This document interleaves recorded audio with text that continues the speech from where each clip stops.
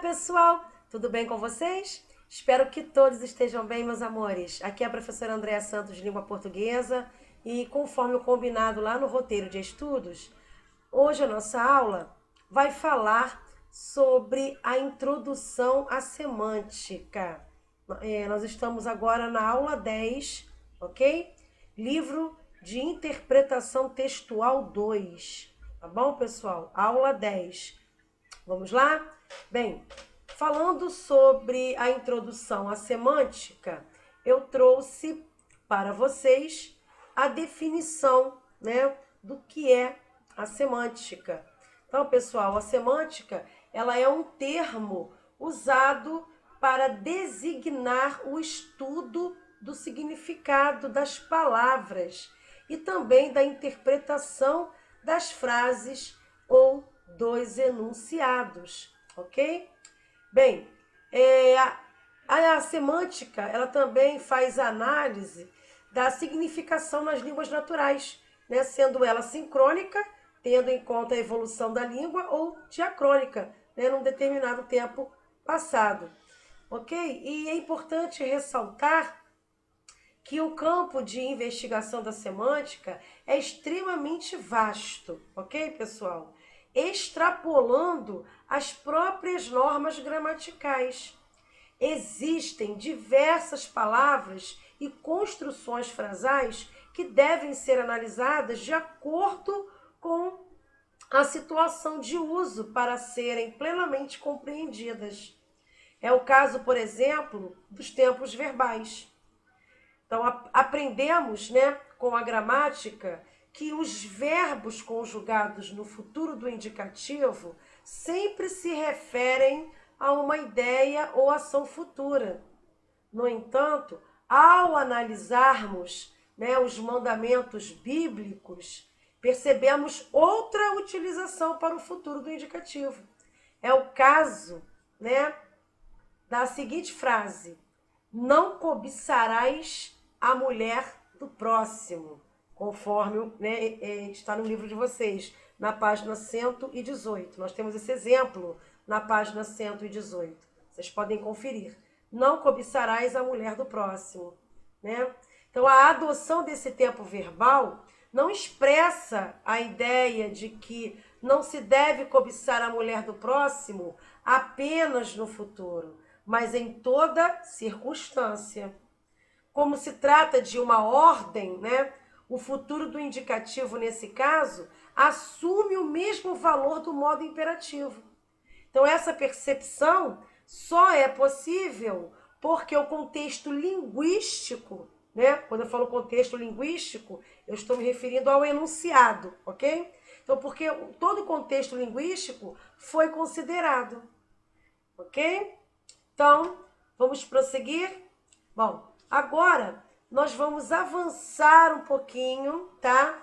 No estudo da semântica, ok? E vocês vão perceber que esse estudo sobre a semântica, nós vamos nos deparar também com a polissemia. Exatamente, a polissemia, né? A polissemia como vocês podem perceber, é quando um vocábulo possui mais de um significado, tá? Quando eu encontro um vocábulo, né, que possui, né, mais de um significado, eu tenho ali um caso de polissemia, tá?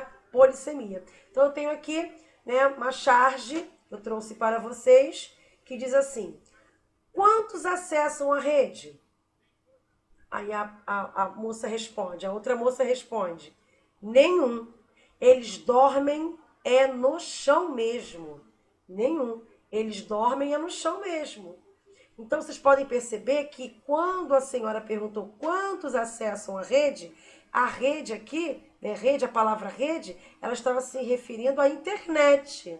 Só que a outra pessoa, né, a qual ela estava conversando, entendeu que a rede era aquele tecido, né, que se suspende para dormir ou descansar. A rede deitar, né, se balançar. Então, vocês podem perceber que a palavra rede aqui é uma palavra polissêmica, porque ela assume mais de um significado, né? Rede pode ser também uma rede de pescar, não é isso? Bom, também tenho mais um exemplo. Vamos lá? Olha, observem só esse exemplo, está no livro de vocês, tá? Este é o único papel da natureza? Este é o único papel da natureza? É uma propaganda aqui do Greenpeace, né? Dessa ONG aqui. Então, vocês vão perceber, né, que a polissemia é a propriedade em que as palavras realmente possuem mais de um significado. Então, de acordo com esse exemplo que vocês acabaram de ver aqui, né, do Greenpeace, né, este é o único papel da natureza. Então, a peça publicitária aqui, né, do Greenpeace, faz um jogo, né, com a polissemia da palavra papel. Né? No caso da imagem aqui, né, o vocábulo expressa tanto o sentido de atribuição, né, em função que a natureza possui, como da própria substância fibrosa de origem vegetal. Então, o propósito é justamente atingir esses dois sentidos, a fim de conseguir a atenção do público e levá-lo a uma reflexão sobre o relacionamento entre a natureza e a humanidade, ok? Bem, a palavra papel aqui pode assumir ainda outros significados, como nas frases, né, que eu vou dar aqui como exemplo para vocês. Vamos ver a palavra papel? Observe só esse exemplo. Fernanda Montenegro está excelente nesse papel.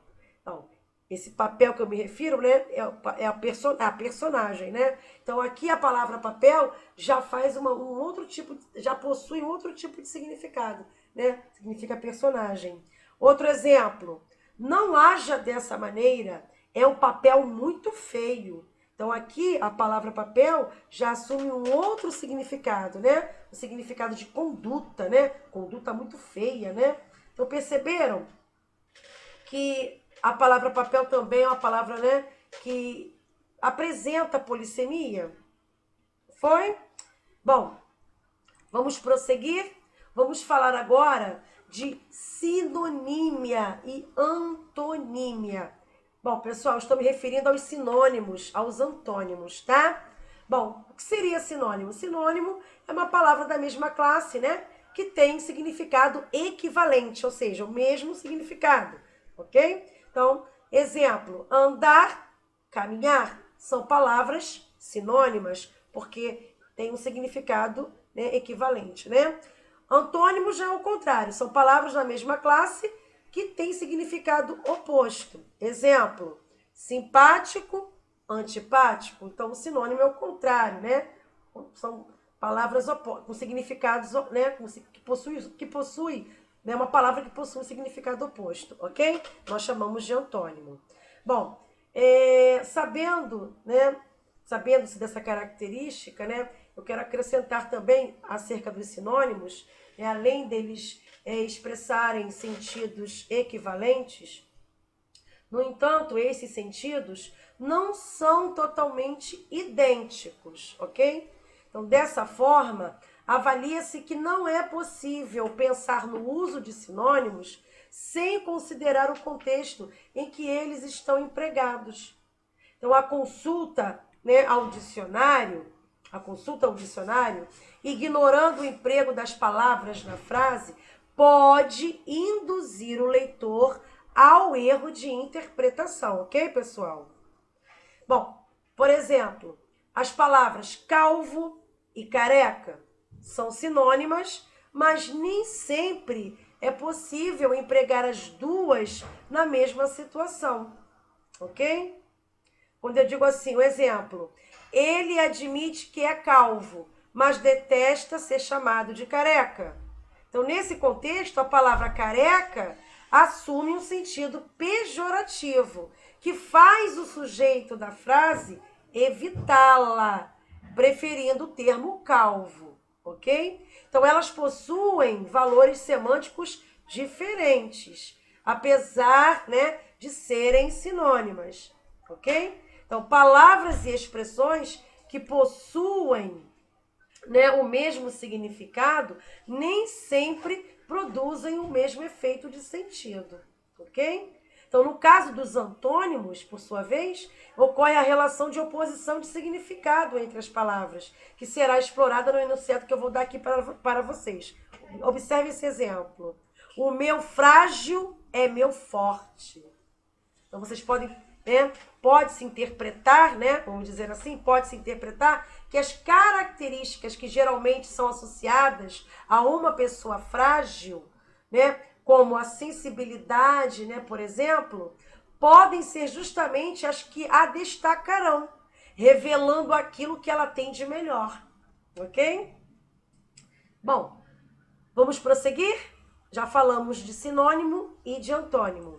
Vamos falar agora de hiperonímia e hiponímia. Bom, eu trouxe aqui, né, o conceito primeiro de hiperônimo. O que é um hiperônimo?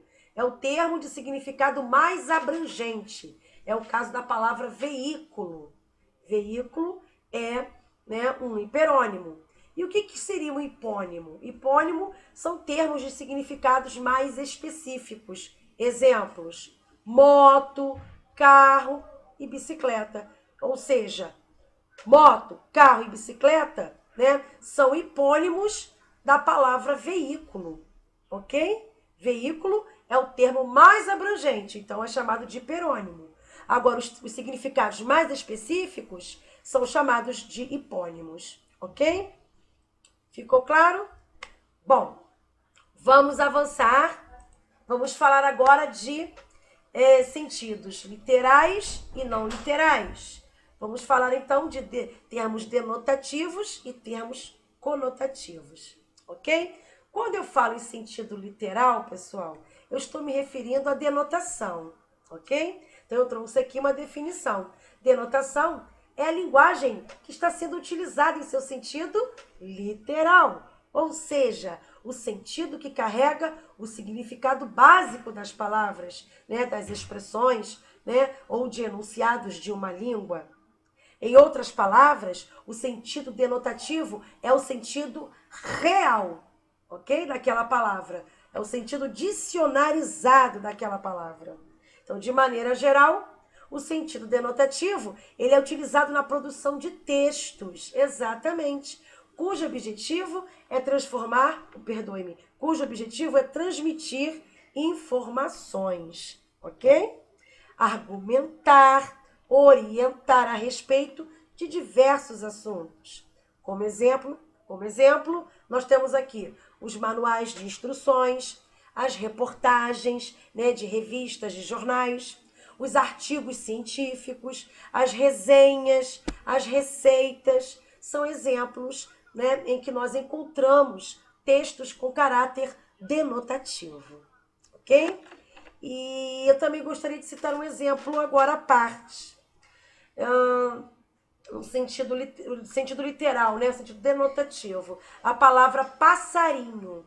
Por exemplo, a palavra passarinho, em seu sentido literal, né, pelos traços básicos que a caracterizam e pelo acréscimo do sufixo diminutivo, né, esse sufixo diminutivo inho, ok? Não significa outra coisa que não pequeno pássaro, né? Outro exemplo, né, de um termo denotativo nós encontramos na palavra mala. Em seu sentido literal, significa um objeto de materiais variados, utilizado em geral para transportar roupas ou outros pertences, né, em viagens, ok? Agora, conotação é o oposto de denotação, ok, pessoal? Bom, conotação é a linguagem que está sendo utilizada em seu sentido figurado, ou seja, aquele cujas palavras ou expressões ou enunciados ganham um novo significado em situações e contextos particulares de uso. Pois então, o sentido conotativo, ele modifica o sentido denotativo, que no caso é literal das palavras e expressões. Sendo assim, né, ele faz o quê? Uma ressignificação. Então, de maneira geral, é possível encontrarmos o uso da linguagem conotativa nos diálogos informais do cotidiano, como nos textos literários e publicitários também, onde a conotação aparece com maior expressividade. Bom, eu também trouxe um exemplo à parte de conotação. Tá? Nós já sabemos que conotação, né, ela vai designar os vários sentidos que as palavras ou expressões podem adquirir, né, em diferentes contextos. Bom, o sentido literal, né, que nós anteriormente já vimos, sentido literal, que é o sentido denotativo, ele sofre alteração agora, ampliando-se. Tá? Então a palavra passarinho que eu havia dado, né, como exemplo lá no sentido denotativo, agora aqui no sentido conotativo, a palavra passarinho pode ter um outro significado, dependendo do contexto, ok? Ao tirar uma fotografia, em geral, usamos a expressão olha o passarinho, não é isso?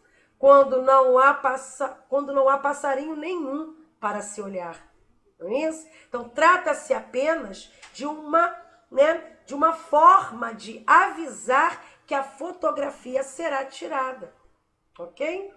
Da mesma forma, pode-se utilizar também a palavra mala, vamos ver, com outro significado. Por exemplo, em um diálogo, se alguém diz João é um mala, não está comparando as formas físicas de João às de uma mala, não. Ok? Ou seja, a palavra mala aqui assume o mesmo sentido dos adjetivos chato, inconveniente e etc. Então, quando eu disse João é um mala, eu quis dizer o quê? Que João é um chato, né? Que João é um inconveniente. Ok, pessoal? Então, a palavra João, ou perdoe-me, então a palavra mala, dentro desse contexto, assume, né, um posicionamento, um caráter conotativo. Ok? Bom, terminamos aqui a nossa aula, né, falando sobre a introdução à semântica, a aula 10. Tá bom, pessoal? Não esqueçam de colocar os nomes e a turma aqui nos comentários, ok? Fiquem todos com Deus. Desejo a todos bons estudos. Um grande beijo e até o próximo vídeo. Tchauzinho!